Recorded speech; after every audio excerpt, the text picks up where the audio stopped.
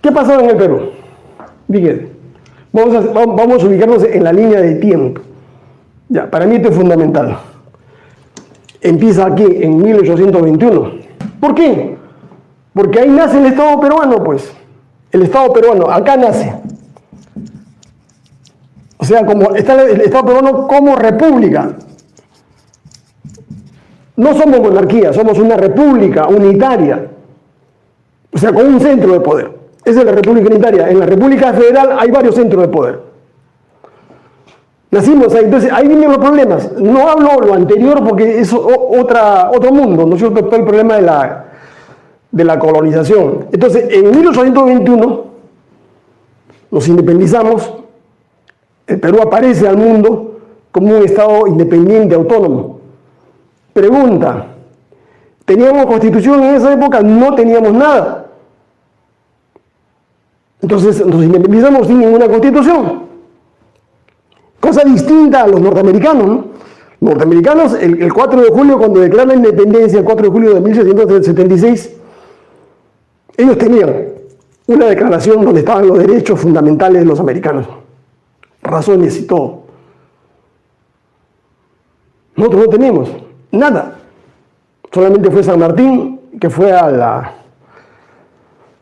la Plaza Mayor, dijo que desde el día de hoy Perú es libre e independiente por la voluntad general de los pueblos, concepto rusoniano, voluntad general. Pero en realidad no fue voluntad general, fue la voluntad de la élite criolla de esa época que reemplazó a los españoles, ¿no? O sea, no fue una dinámica como la dinámica norteamericana, ¿no? Que fue una guerra contra los ingleses, hubieron muertos, hubieron una serie de acontecimientos de violencia en Estados Unidos. Entonces se habla de la Revolución Americana, porque fue una revolución anticolonial. No, en el Perú no vino San Martín, luego Bolívar, declaró la independencia y se acabó. Los criollos, la élite criolla, sea lo que se llama los mistis de esa época, reemplazaron a los españoles. Entonces ahí comienzan nuestros problemas, pues. Y los que han gobernado, los que tienen el poder económico en estos momentos, son esos descendientes de esos mistis, que se han adueñado de las empresas, que se han adueñado de las riquezas en el Perú. Fíjense, entonces lo primero que teníamos que hacer era dar una constitución. Entonces aparece el poder constituyente, como no había constitución, se está creando un Estado. En 1823 se da la primera constitución. La primera constitución, que es de corte parlamentario, unicameral, una sola cámara. Entonces luego se dan una serie de constituciones, la de 1826, la constitución vitalicia de Bolívar, la de 1829, la de 1839, la de 1856, la de 1860, ¿no? La de 1920, ya estamos hablando en el siglo XIX.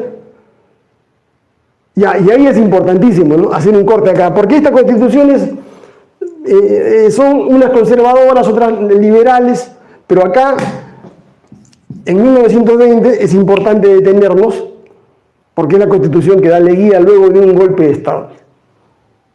O sea, Leguía llega al poder en 1919, da un golpe de Estado, cambia la constitución del año 60 y implanta la del 20. Ese modelo es el que siguió Fujimori, ¿no? Fujimori ganó la elección, luego un autogolpe. O sea, el leguismo, los 10 años de leguismo, 11 años de leguismo, pues se llama onceño, se llama, hasta 1930. Sánchez Cerro lo derroca, y ahí el Perú no podía vivir con la constitución leguista. Entonces, se hace una asamblea constituyente y se da la constitución del año 93. Perdón, 1933. Hasta ahí no hay problema, porque son constituciones elitistas que sancionan los privilegios de la oligarquía de esa época. Entonces el problema ya se presenta acá, ¿no? De 1933 hay un golpe de Estado el 3 de octubre del 68, entran los militares con Velasco Alvarado, el 29 de agosto de 1975, Morales Bermúdez derroca al señor Velasco Alvarado, entonces aparece, digamos, la Fuerza Armada con otro presidente. Entonces el problema que había acá, ¿no? 75, viene el problema político que estamos viviendo nosotros ahora. Es en plena dictadura, se deporta a dirigentes políticos, de derecha, izquierda, centro, se mete a la cárcel, se mata, se secuestra, se desaparece, como en Argentina, como en Chile. Pero la Fuerza Armada ya tenía 8 o 10 años en el poder. No, y los militares habían demostrado que no podían gobernar en el Perú. Por eso que los militares no van a volver a dar un golpe de Estado. Han demostrado en la práctica, ¿no es cierto?, que no pueden gobernar un país. Porque ellos solamente están preparados para la guerra. O sea, su profesión es matar, aniquilar, destruir. La profesión nuestra de los civiles, de los economistas, es construir, crear riqueza. Entonces los militares ya no podían gobernar el país. Porque la única forma de gobernar es matando más gente. Y eso podría generar una revolución, una guerra civil. Entonces los militares toman la decisión de devolverle el poder a los civiles. 75, 76, 77, 78. O sea, hay una guerra así, una guerra interna, una guerra política con muertos, heridos, desapariciones. Y es el pueblo, ¿no es cierto? Es el pueblo, la fuerza del pueblo la que arrincona a los militares, y los militares son obligados, los militares que están en el gobierno, en el poder, que tienen todo el poder, porque es una dictadura, porque ahí no había poder legislativo, ejecutivo, judicial, todo estaba concentrado, los militares son arrinconados por el pueblo, por los paros que se dan, pero paros de verdad, porque paraban todos, ¿eh? Pregúntenle a sus padres, a sus abuelos. Y como consecuencia de eso, los militares, ¿no es cierto?, capitulan y dicen ya, les vamos a devolver el poder a ustedes mediante una asamblea constituyente. Ahí nace la constituyente del año 78. ¿Ya? Entonces participan los partidos políticos, 100 constituyentes, derecha, izquierda, centro, los ultras, y se da luego de un año la Constitución del año 79. O sea, no es una imposición. Los militares no impusieron esa Constitución. No es un negociado entre los partidos. Fue una lucha política que se dio dentro de la Asamblea Constituyente. Las tres grandes fuerzas. La izquierda fue representada por los más grandes líderes que había en esa época, ¿no? Que Cerrón, Bermejo, Bellido, no le llegan ni a la punta de los zapatos. Uno de ellos del Prado, que fue discípulo de Mariátegui, ¿no? Descanseco de vanguardia revolucionaria, ¿no? Saturnino Paredes, ¿no es cierto?, del Partido Comunista Peruano. Bandera Roja, ¿no?, que fue la antesala de Sendero. O sea, estaban todos ahí. Se han luchado contra la derecha y lograron hacer una constitución de consenso que recogía derechos sociales, fundamentales, económicos. Fíjense, derechos que no existen en ninguna constitución. Ustedes, yo les desafío, lean ustedes la constitución americana, la constitución rusa, la constitución china. No tiene estos derechos, señores. Por eso Cerrón y Bermejo son unas bestias, unos burros, ¿no es cierto? Acá está todo. Porque más que esto no va a haber. Acá dicen, ¿no?, los peruanos tenemos derecho a alcanzar un nivel de vida que le permita asegurar su bienestar y el de su familia. O sea, es una obligación del Estado. Acá dice, ¿no?, el derecho de la familia a contar con una vivienda decorosa. O sea, el Estado tiene la obligación de darte una vivienda decorosa. ¿Esto por qué se derogó? Porque los neoliberales le dieron todo el problema de la construcción de viviendas a las empresas, a las corporaciones españolas, chilenas, americanas. Ese es el gran negociado, pues. Con esos bonos, ¿no?, de vivienda. Ese es el gran negociado. O sea, el Estado pone la plata para que ganen dinero, digamos, estas empresas inmobiliarias. Dice acá, la familia que no dispone, artículo 11, que no dispone de medios económicos suficientes, tiene derecho a que sus muertos, o sea, nuestros muertos, mi papá, mi mamá, sean sepultados gratuitamente en cementerios públicos. Y artículo 8, el niño, el adolescente y el anciano son protegidos. Dice, miren, son protegidos. por el Estado ante el abandono económico, corporal o moral. O sea, no se permite que se tenga abandonado a un adulto mayor, a un niño, a una madre de familia.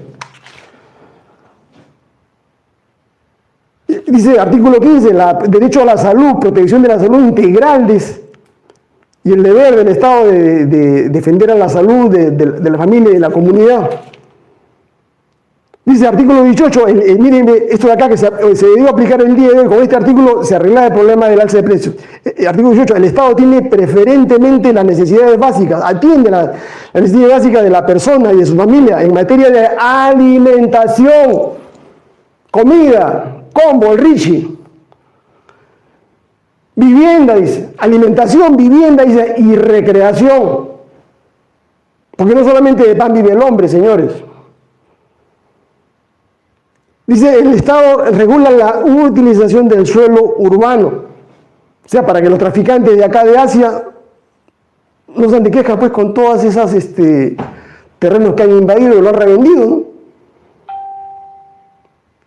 Dice, el Estado promueve la ejecución de programas públicos y privados de vivienda, dice, urbanizables. La protección del discapacitado, de la madre, el derecho a la educación, a la cultura. Esto de acá, el artículo 20, ¿no? Que es fundamental, que esto pues era fabuloso, ¿no? Si tu sueldo, tu pensión se ha reducido en estos últimos 2 años en cerca de 20%, desde la época de Vizcarra. O sea, supónganse que ustedes ganaban 1.000 soles. Han pasado los 2 años, esos 1.000 soles no tienen el poder adquisitivo de 1.000 soles, sino el poder adquisitivo de 800, o sea, eso vale 800. ¿Y qué dice la Constitución? Dice, no, dice, los trabajadores públicos y privados tienen derecho a pensiones según el costo de vida. O sea, tendrían que reajustarse, ¿no?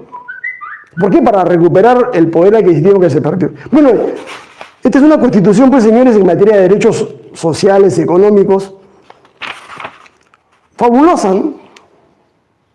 Que no es creación de los apristas, valga la redundancia, ¿no? Los apristas fueron unos traidores con Alan García a la cabeza, que debieron esto el año 2006, y Toledo no lo quiso porque a Toledo lo sobornaron para no restaurar esta carta política. Alan García lo debió hacer, pero también entró pues a la cuchipanda, ¿no?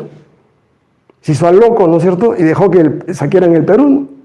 Con Odebrecht y toda la historia que ustedes saben. O sea, yo le pregunto, ¿qué constitución tiene estos derechos? La chilena, la actual, la del 2022, ha copiado, ¿no es cierto? Pero ha copiado mal. Porque es un arroz con mango, ¿no es cierto? Que han mezclado derechos de las poblaciones originarias con los derechos de las poblaciones occidentales. Y esa constitución no va a pasar. En Chile, la derecha le va a ganar, por lo menos en el referéndum a que se convoque, por lo menos el 52% va a rechazar esa constitución, porque está mal hecha. Porque han desmembrado el Estado chileno, ¿no? Porque el Estado es unitario, el Estado peruano es un Estado unitario. Tú no puedes partir un Estado como si fuera un queque, ¿no es cierto?, en 5, 6, 7, 8 naciones. Porque esto se va a generar 5, 7, 8 estados, autonomías. Nosotros no somos una república federal, somos un Estado, una república unitaria. Y más adelante, ¿no es cierto?, más adelante cuando la gente tenga conciencia política, se podrá ir a una regionalización efectiva, a una federalización, claro que sí. Bueno, lo están haciendo, ¿no es cierto?, y eso no es con la finalidad de destruir el Estado unitario. Eso ya lo hizo este señor Santa Cruz, cuando desmembró al Perú en 2 estados, el Estado norperuano, el Estado surperuano. ¿Para qué? Para meter a Bolivia en un Estado trinacional. O sea, habían 3 estados en un país. Es una brutalidad, pues es una desconocer, ¿no es cierto?, lo que somos, lo que hemos sido y lo que seremos en el futuro, ¿no es cierto? Ni en la época de los incas, ¿no es cierto?, que era un solo imperio. ¿Usted cree que los incas iban a pretender, a permitir que el imperio incaico se parta en el imperio de los huancas, en el imperio de los huaris, en el imperio de los chancas? No, señores, el imperio incaico era único, respetando, ¿no es cierto?, las peculiaridades de las señas que existían, como acá también se tiene que respetar. El Estado peruano debe ser pluricultural, eso es cierto, ¿no es cierto? Eso es claro. Pero el Estado peruano es unitario políticamente.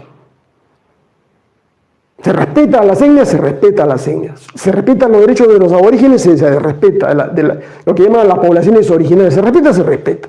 Se respeta que hablen su lenguaje, se respeta. Que elijan sus autoridades, claro que sí.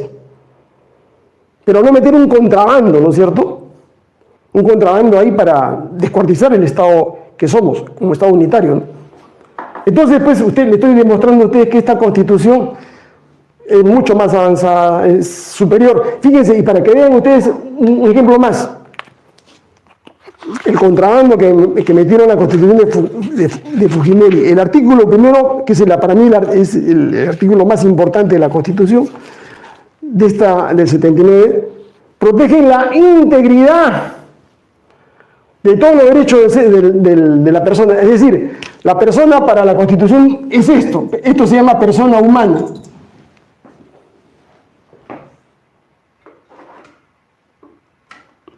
Esto es persona humana. Dice, artículo primero, la persona humana es el fin supremo de la sociedad y el Estado. Ahora, la persona humana tiene una serie de atributos, ¿no es cierto? Tiene atributos de tipo material, atributos de tipo espiritual,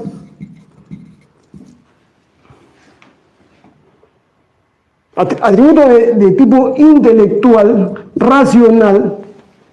Entonces, todo eso está, salud, todo eso está protegido cuando el artículo dice la persona humana. Y dice todos, Estado, particulares, están en la obligación de respetar y proteger a la persona humana. Este artículo, que para mí es un artículo fundamental, importantísimo, meten un contrabando, ¿no?, en esta Constitución fujimontesinista. Fíjense, el contrabando que meten. En el artículo primero dice, ¿no?, ya no dice la persona humana, dice la defensa, dice. La defensa de la persona humana y el respeto de su dignidad. La dignidad es un atributo, es esto de acá, ¿ya? Esto es dignidad. O sea, solamente tenemos que proteger la dignidad. Y los otros aspectos, los aspectos materiales, o sea, el derecho a alimentarme, el derecho a la salud, el derecho a educarme, el Estado, como es un Estado neoliberal, no, eso es un problema de la persona. Pero yo lo que sí le protejo, yo defiendo su dignidad. Pero ¿qué cosa es la dignidad? La dignidad es un entender que es el fofo, ¿no es cierto? ¿Qué cosa es dignidad? Es nuestra valía, nuestra autoestima como seres humanos. ¿Somos diferentes a los perros? Claro que sí, pues es obvio, ¿no es cierto? Entonces yo tengo dignidad, sí, pues porque yo soy racional, el perro no es racional. Entonces esa dignidad me la protege. Perdón. Y el resto de atributos, los otros 7 atributos, eso no, el Estado no protege. Eso se llama neoliberalismo, ultraliberalismo. Ese es el gran contrabando, la diferencia que hay en el artículo primero de esta Constitución fujifascista y esta Constitución democrática, ¿no es cierto?, de la 79. Superior, señores. ¿Se puede mejorar? Se puede mejorar. Entonces, acá viene el problema, ¿no? Se da la Constitución el año 80, Fernando Belaúnde la promulga y comienza a regir. Rige del 80 hasta el 5 de abril del 92 que se produce el golpe. O sea, este es el periodo de vida. Era una Constitución no nata, pues la mataron antes de tiempo, no había ni cumplido 10 años y la mataron, pues. Los grupos económicos, Fujimori y todos los fascistas de la Fuerza Armada.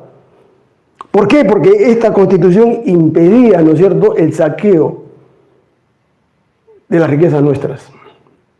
Implantar ese modelo económico.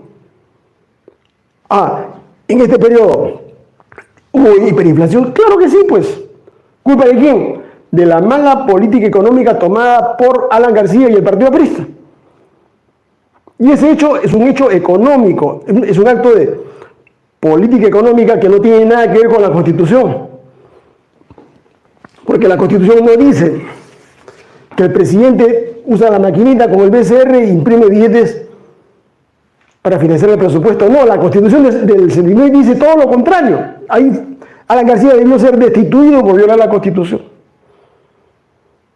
Pero como ese dinero se lo regalaba a los 12 apóstoles, a los millonarios de esa época, con sus partidos Acción Popular, el PPC, permitieron que se haga todo ese festín. O sea, la hiperinflación, todo el problema que tuvo el Perú en la época de García no fue causada por la Constitución del año 79, al contrario. García violó, así como violó la Constitución del 79 cuando estatizó los bancos el 28 de julio de 1987.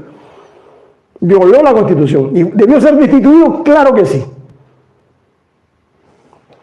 Entonces, una Constitución que no rigió, porque estos de acá se encargaron de matar esa Constitución, temporalmente.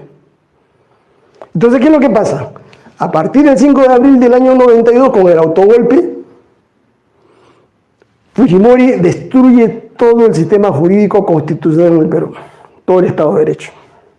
Y Fujimori, a partir del 5 de abril del 92, se coloca fuera de la ley. Implanta en sentido político puro, implanta una dictadura. ¿Y qué cosa es una dictadura? Una dictadura es la abolición del Estado de Derecho y el poder se concentra en una sola persona, fuera del marco de una constitución, fuera del marco de una ley, o sea, gobierna como le da la gana. Ese es ser dictador. Pregunta, ¿los actos cometidos por los dictadores tienen validez legal alguna? Ninguna. Cualquier jurista, cualquier especialista en derecho constitucional les puede decir, ¿valen los actos de un dictador? No valen, no tienen ningún valor. Y acá les demuestro, ¿no? ¿Qué cosa hizo Fujimori? El año 92, él, siendo un dictador, convocó al CCD. Ese acto de convocatoria no tiene ningún valor. No había control de nadie, no había jurado de elecciones, no había prensa, no había nada en el Perú. Era la simple fuerza de Fujimori. Se convocaron a 100 constituyentes. ¿Tuvo algún valor legal? Ninguno. Y luego de eso, en el 93, el 30 de octubre, esa supuesta constitución se llevó a un referéndum fraudulento. ¿Quién la convocó? El dictador. O sea, el referéndum fue convocado por un dictador, no tenía ninguna base normativa. O sea, esa constitución tiene un origen no solamente delictuoso o espurio, sino lo más importante, no tiene ninguna base legal. Ustedes lean el artículo, el decreto de ley que convoca el referéndum, no tiene ninguna base legal. Es la pura fuerza, es el puro abuso. Por lo tanto, ese referéndum, aparte de ser fraudulento, de haber sido hecho en el servicio de inteligencia, porque no tener fundamento, no vale. No obliga. Entonces, recién a partir, o sea, todo este periodo que está acá, todo este periodo del 5 de abril hasta el 1 de octubre del 93, enero del 93 es un periodo de dictadura y todo lo que se hizo ahí carece de valor absoluto, es nulo ixo iure. Pero ya empezaron las privatizaciones, la venta de empresas, ¿no? Y de aquí en el 93 arranca otro periodo, ¿no? Que es el periodo que estamos viviendo nosotros, ¿no? Ese periodo del 93, Toledo, Alan, Humala, BPK, Vizcarra, Sagasti y Castillo 2021. En este periodo se vendieron 225 empresas públicas más o menos, se remataron, se regalaron. Se transfirieron 380.000 millones de dólares por saqueo sobre precios, sobre ganancias. Se han firmado más de 1.800 contratos ley en la cual pues, se ha depredado todos los recursos naturales del Perú. El ejemplo lo tienen ustedes. ¿Por qué no tenemos gas? ¿Por qué? Porque lo tiene una empresa, la Hyundai Oil, que se la vende, digamos, a los mexicanos, ¿no? O norteamericanos. Nos han enjuiciado más o menos por cerca de 20.000 millones de dólares en el CIADI. Porque no podemos resolver esos conflictos acá en el Perú, en el Poder Judicial peruano. O sea, los efectos han sido nefastos, han sido catastróficos para el Perú, por eso que pobreza.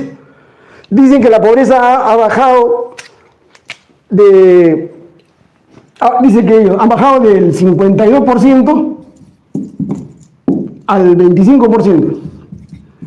Mentira. Cuando Fujimori se fue el año 2000 o se fugó del país, la pobreza estaba en el rango de 40%. La bajada a 25% se produce en el periodo de Alan García de Humala. Pero es una reducción nominal monetaria. Porque no es como consecuencia la reducción de la pobreza como efecto de la creación de empleos, de trabajo. No, lo que hacen por una política del Fondo Monetario del Banco Mundial, como las grandes empresas no quieren invertir en el Perú, ahora dicen, no, tu Estado, de tus impuestos, dales un bono, crea pensión 65, y todos esos programas sociales que ustedes ven, o sea, nosotros, los ciudadanos que impuestos le damos parte de nuestra riqueza, parte de nuestro sueldo, se lo damos al Estado a través de impuestos y el Estado se lo da a los desempleados. Pregunto, ¿es de forma de reducir pobreza, señores? O sea, me quitan a mí parte de mi sueldo para dárselo a otro. Ahí sí, lo del Banco Mundial, lo del Fondo Monetario sí son comunistas. Porque eso es comunismo, pues. Quitarle a uno para darle a otro. Ahí sí, los neoliberales son comunistas. Ellos están de acuerdo con esas políticas, ¿no es cierto? Eso se llama política de asistencialismo económico. Pero ellos sí montan el grito del cielo cuando le tocan, digamos, las utilidades de las grandes empresas. Cuando se habla de los impuestos de la grande minera, por ejemplo, dicen que no se debe tocar un solo centavo porque se van a alimentar, no va a haber confianza. Mentira. Están protegiendo sus preganancias. Pero a nosotros, a los 4, 5, 6 millones que pagamos impuestos, a nosotros sí, ¿no? Se nos debe quitar. Esa lógica, ven ustedes, perversa que utilizan. Entonces, no hubo reducción de pobreza, porque con Fujimori nos dejó más o menos 6 millones de pobres. Hoy tenemos más o menos 13 millones de pobres. ¿Dónde está la reducción? Teníamos 6, ahora tenemos 13 millones de pobres. O sea, ha incrementado en 5 millones. O sea, la pobreza real ha crecido en el Perú. No como dicen estos fascistas, estos libertarios, estos neoliberales, que hubo bonanza, hubo crecimiento económico. Sí, pues ha habido crecimiento económico, pero ¿a quién ha favorecido? A todas esas grandes empresas transnacionales y todos estos antipatriotas que se han llevado el dinero del Perú a los paraísos fiscales. Ellos se han llenado de plata. Pero los peruanos viven con sueldo de supervivencia. Viven endeudados de por vida con 3, 4, 5, 6 tarjetas. ¿A quién le deben? A esos bancos que se han llevado los dineros. A esas grandes empresas que le venden los televisores, los carros, las computadoras. O sea, viven empeñados de por vida, pues señores. Entonces, ¿qué hacemos? Acá la gran pregunta es, ¿qué hacemos con este periodo, ¿no? Del 93? ¿Qué hacemos con ese periodo? O sea, acá hay dos situaciones, ¿no? Que han pasado en la política peruana desde 1821, desde que somos Estado, y en toda América Latina, en todo el mundo, ¿no? O aplicamos la política del borrón y cuenta nueva, o sea, empezamos nuevamente todo de cero, perdonamos esto que se hayan llevado de esto, que se hayan robado las empresas, todo, ¿ya? Y hacemos una nueva constitución y todo esto lo bendecimos, lo sacralizamos, todo lo que ha hecho Fujimori es perfecto. Ese es un acto de grave corrupción, ¿no? Es mega corrupción. Por eso yo digo que Cerrón, Castillo, Bermejo, Bellido y todos estos miserables son una tira de farsantes, estafadores, que están permitiendo, ¿no es cierto?, que todas las oligarquías, que todos los grandes grupos económicos se lleven esos dineros y no le rinden cuenta a los peruanos. Porque en última instancia ese es nuestro dinero, que se han apropiado, que se han robado. ¿Ya? O sea, con una nueva constitución, a partir del 2022, 23, 24, el que quieran ustedes, esto queda intacto, esto no lo toca nadie.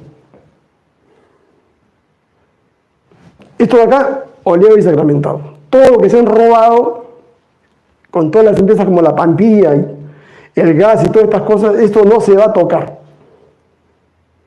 ¿Por qué? Porque la nueva constitución del año 22, 23, 24, 25 no es retroactiva, no puede ser retroactiva, sería nula. Esa constitución rige de acá hacia adelante, nunca para atrás, salvo en materia penal. Pregunta, ¿por qué insiste entonces Castillo, por qué insiste Cerrón en hacer el referéndum de la nueva constitución? Sencillamente porque ellos quieren asaltar el Estado, tener el control total del poder estatal, crear un modelo político de tipo totalitario para quedarse en el poder durante 10, 20, 30, 50, 100 años, como el sueño de los Aymero Montesinos. En eso no se diferencian, ¿no?, estos modelos totalitarios de izquierda o pseudo izquierda con los modelos totalitarios fascistas de derecha. Esa es la razón. No les interesa que los peruanos nos hayan robado más de 380 millones de euros, no les interesa que hayan robado empresas públicas. Ellos quieren que el aparato, quieren controlar todo, Fuerza Armada, el Poder Judicial, quieren controlar el Poder Ejecutivo, quieren controlar todo. ¿Y para eso qué necesitan? Una nueva constitución. O sea, no les interesan los derechos de los peruanos. Y lo más grave, ¿no es cierto? Lo más grave, ellos quieren forzar ahora un momento constituyente. Son tan brutos que no se dan cuenta. Todos los paros, toda la huelga agraria, todo los transportes, todo lo que quedan, no repercute en contra de la derecha. Al contrario, eso repercute en contra de Castillo y de ellos mismos. Porque la gente ya no quiere este gobierno, no quiere esta anarquía. ¿Quién es el culpable? La gente, objetivamente, mira al presidente, que es un incapaz, o es un corrupto, es un ignorante, es un burro, que no puede manejar este país. ¿Con quién? Con sus socios. Cerrón. Ahora el nuevo socio, el hombre fuerte de este régimen es Guillermo Bermejo, el Rasputín, ¿no es cierto?, que está gobernando el Perú tras bambalinas, que es el que manipula así como un títere a Castillo. Es decir, el Judas, ¿no es cierto?, que traicionó a Cerrón, es el nuevo poder en el Perú. Ese psicópata, y hoy día les hablo, les digo, ¿no?, tengan ustedes mucho cuidado porque es un psicópata. Si ustedes le dan poder a ese psicópata, el Perú va a tener muchos problemas. ¿Por qué? Porque Castillo es un tonto útil, un idiota más para ellos, para la gente de Sendero que también está detrás de ellos, para la gente del Movadez que está detrás de ellos, para la gente de Bermejo, para la gente de Perú Libre, para Cerrón. Castillo es un preservativo. En cualquier momento le dan una patada, lo botan, ellos siguen con sus planes. Porque Castillo es un medio, es un instrumento para los fines de ellos. ¿Cuál es el fin de ellos? Todo el poder. ¿Ya? Ese es el ABC de la lucha por el poder, señores. Castillo en su viveza andina, él cree que es el hombre poderoso, que es un pobre diablo. Porque él es instrumento de los senderistas, ¿no es cierto?, de Cerrón, de Bermejo, que son los que están manejando este gobierno, que no es un gobierno de izquierda, es un gobierno de corruptos, de terroristas o proterroristas, ¿no? De vagos, de ociosos, de mediocres, de gente que no quiere a nuestro país. Eso se lo digo con toda claridad para que después no me digan que no hablé. Estoy hablando con toda claridad. Y por eso la necesidad de tener que sacarlos a ellos. El problema no es que se quede, digamos, Castillo, que no representa al pueblo. A la izquierda no representa. El problema no es que venga la derecha, que Fujimori con Porky o con quien sea, ¿no? Que pase el poder. No, no. Estos dos extremos son extremos nefastos. Son hordas que tenemos nosotros que sacar del poder. Y tenemos que armar una tercera opción política, patriótica, nacional, ¿no es cierto?, que no obedezca a los intereses transnacionales de Cuba, ni de China, ni de Corea, ni de Venezuela, ni de Bolivia, ni de Evo Morales. Nosotros tenemos que ser mucho más grandes que los bolivianos, mucho más grandes que los cubanos que se mueren de hambre, que los venezolanos, que los coreanos. Nuestro destino es ser una potencia. Tenemos todo. Pero los obstáculos son este tipo, estas bandas de corruptos de derecha y de pseudo izquierda. Y por eso es que tenemos que tener conciencia, por eso les hablo a ustedes, por eso les digo a ustedes. Tienen que racionalizar esto de acá y compartir a los amigos, a los familiares, a los hermanos, para que se den cuenta que tanto esta opción comunista, ¿no es cierto?, totalitaria, prosenderista, proterruca, es tan nefasta como esta opción de derecha, fujimorista, fascista, ultraliberal, libertaria. Nosotros somos una opción democrática, humanista, que quiere el desarrollo del país, que quiere un gobierno honesto. A todos los corruptos, sean de derecha o de izquierda, los vamos a meter a la cárcel, los vamos a procesar, vamos a recuperar lo que es el dinero de todos ustedes. Esa es la opción, no hay otro camino. O ustedes quieren 30 años más, 50 años más de lo que fue el neoliberalismo. O ustedes quieren experimentar con ya para prueba basta pues un botón, ¿no? Este tipo de terroristas, digamos, de prosenderistas que están manejando el país. De mediocres, incapaces. 10 meses de gobierno y nada. El Perú está a la deriva. ¿Por qué? Porque ellos están cobrando pues sus 30.000 soles, no les interesa, ¿no? Pagan ahí en la Plaza San Martín a unos cuantos chulillos ahí, le dan un sencillo, pagan a esos que vienen y los traen de la sierra, a esos desempleados, para que estén en las marchas, 10, 20 desempleados. Dicen que eso es movilización de masas. No hay momento constituyente. Son sueños de opio. Y lo más grave, ya, es que Castillo plantea un proyecto de reforma constitucional. Ese proyecto no va a pasar, porque él mismo se está colocando en el aro. Quiere una reforma para que introduzcan una cédula para que digan si el pueblo, ¿no es cierto?, si el pueblo está de acuerdo o no con una nueva constitución. No, señores, eso es jurídicamente imposible, porque no tienen 87 votos. Y tampoco es racional. Fíjense, lo que yo les digo, ¿no? Este es el edificio que quiere construir Castillo Cerrón. En el primer piso, una constitución 79 de concreto, bien hecha, sólida. Sobre eso se montó la constitución de Fujimontesinista esta de acá. De manera espuria, con barro, sin estructuras sólidas. Y sobre esa constitución quieren levantar Cerrón y compañía una nueva constitución. Esto es irracional. Lo que tenemos que hacer acá es demoler este segundo piso, esto de acá, demolerlo, anularlo, y teniendo como base la Constitución 79, podemos nosotros, una vez restaurada, ya podemos discutir una nueva Constitución. porque eso no es un sueño mío, ¿no? Eso está ya regulado, legislado, ¿no es cierto? Miren, acá está la ley.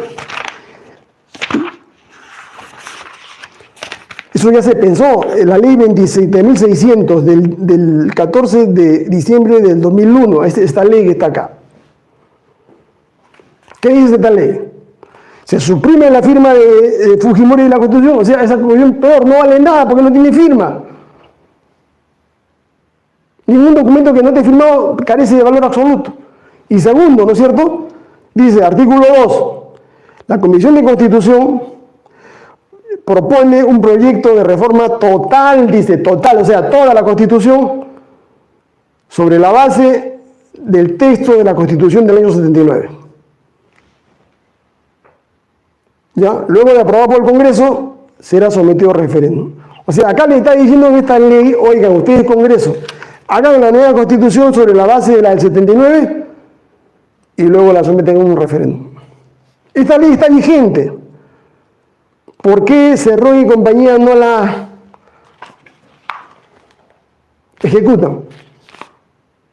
Por esto, porque no les interesa los derechos de ustedes, no les interesa la economía. Lo que ellos quieren es capturar todo el poder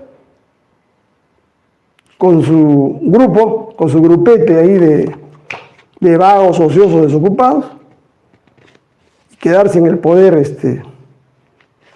por decenas de años. ¿Ya? Ese es un proyecto totalitario que no va a pasar en el Perú. Y tampoco va a pasar el proyecto de la derecha. ¿Ya? Porque hay un proyecto de referéndum para prohibir la Asamblea Constituyente, que es una brutalidad, ¿no? Que está siendo impulsada por este muchacho Gerse, que él es un títere, ¿no? Un títere de los grandes estudios jurídicos, las grandes corporaciones, de su padre que lo ha puesto ahí, y lo pone al muchacho, digamos, que lo hace pasear por todos los canales para que introduzca ese proyecto monstruoso. Porque en ninguna parte del mundo se puede prohibir que el pueblo exprese su voluntad de reformar o cambiar toda una constitución. Ese es un derecho inherente de participación política. Entonces, señores, el plan, ¿no? El plan de ellos es con la última proyecto que ha presentado esta congresista Margot Paucar, creo que no me acuerdo su nombre en estos momentos. Ustedes pueden darse cuenta de que ese es un proyecto fascista, ¿no? Fíjense, acá tengo los libros de cómo se montó el Estado fascista, el Estado corporativo en Italia, por Mussolini. Lo que es el fascismo. Lo que quieren, eso se llama corporativismo.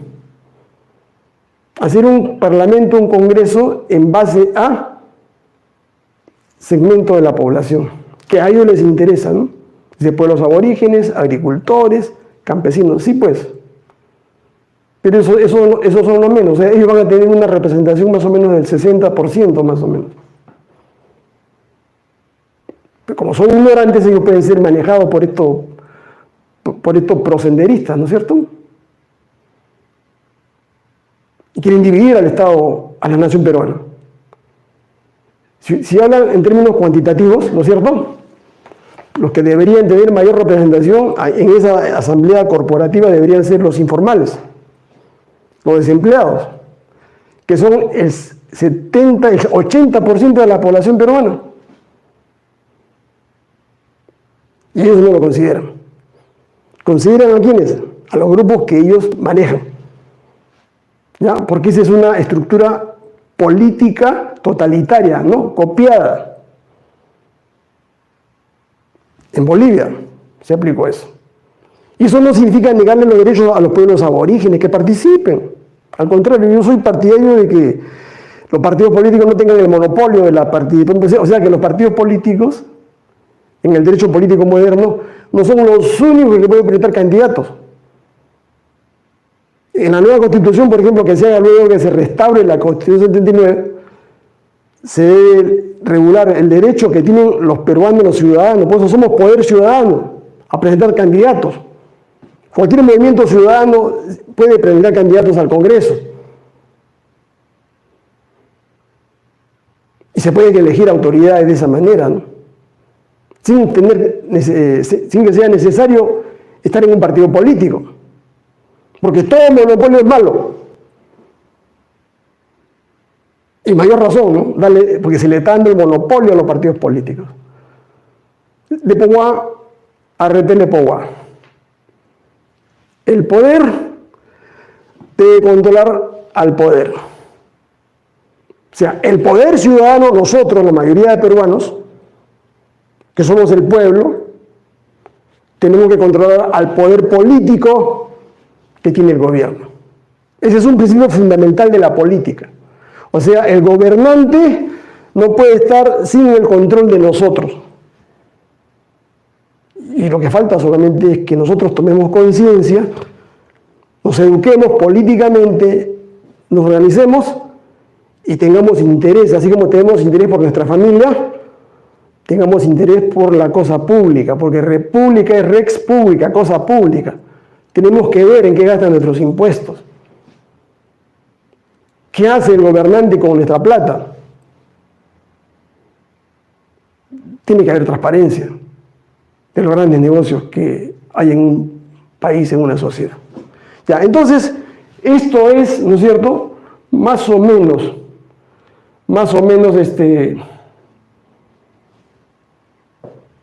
y hoy la nueva constitución, el referéndum nos cuesta 2.000 millones de soles. Para nada, ¿no? Si ya tenemos la constitución hecha, no nos cuesta nada, 0 soles. ¿Por qué 2.000 millones de soles? 400 millones de entrada, ¿no es cierto?, para el primer referéndum, para ver si estamos de acuerdo o no en que se lleve a cabo, digamos, una consulta. Segundo, si es que se dice sí, entonces vamos a las elecciones para los 300 constituyentes, 400 más. Se eligen los 300 constituyentes, que es un número monstruoso, que no tiene sentido, bastarían 100 o 60. Tenemos que mantenerlos durante un año. 400 millones más. Van 1.600. Ya, el proyecto que hagan tiene que ser sometido a un referéndum. O sea, otro proceso electoral, 400 más, o sea, son 2.000 millones de soles que nos cuesta la gracia. Pregunta, ¿eso lo paga Castillo? ¿Eso lo paga Cerrón? ¿Eso lo paga Bermejo? No, eso lo pagamos nosotros.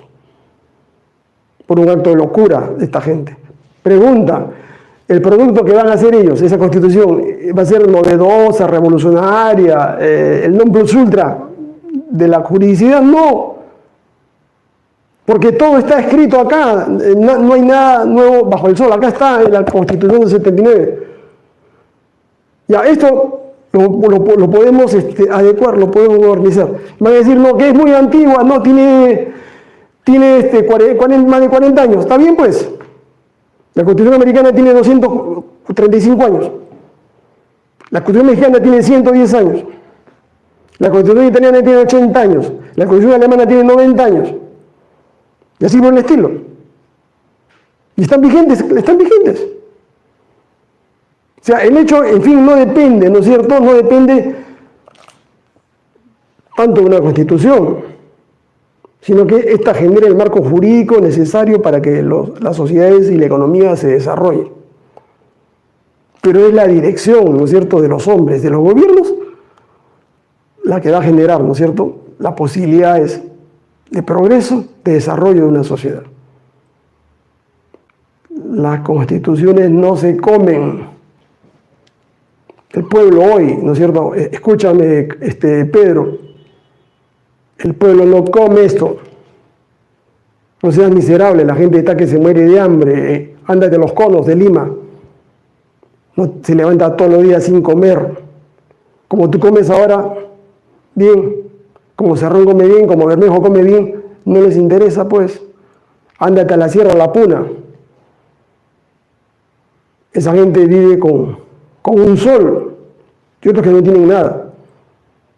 Pero tú sí tragas, ¿no? Tú sí comes bien.